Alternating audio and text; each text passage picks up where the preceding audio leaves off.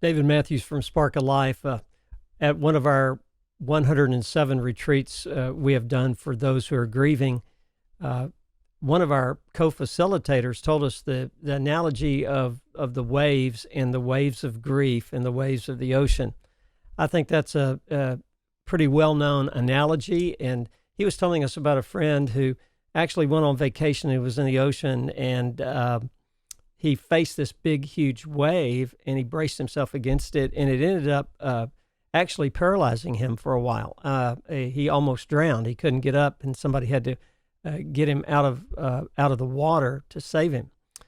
And the analogy of the wave is just so crucial, because waves of grief come. And we're going over the top 10 number one grief tips that we share with grievers in our work with those who've experienced horrific loss. And we're on number 6, I think, and I lose count easily because I'm old, right? But this is give yourself permission to grieve.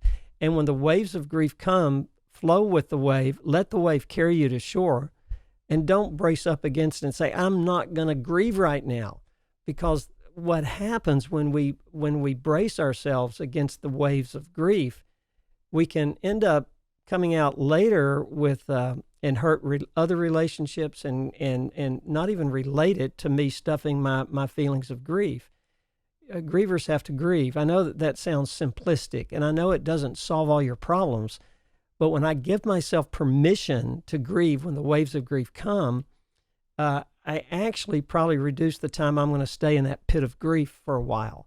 There's nothing wrong with you when you have those waves of grief come over you. It could be 6 months after your loss or 6 years after your loss. There's no time frame for grief recovery, as if, one day you're in the pit of grief and the next day you're not. No, it's not that simple.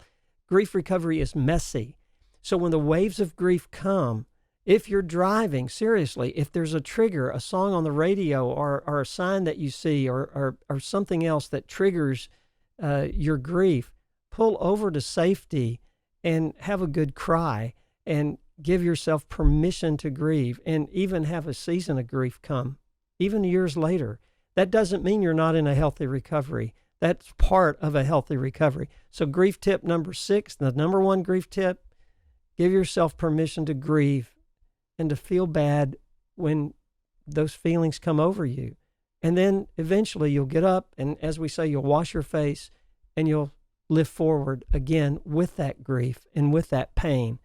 At Spark of Life, our heartbeat is to walk beside those who are grieving. And go to our website, sparkoflife.org, for more grief help.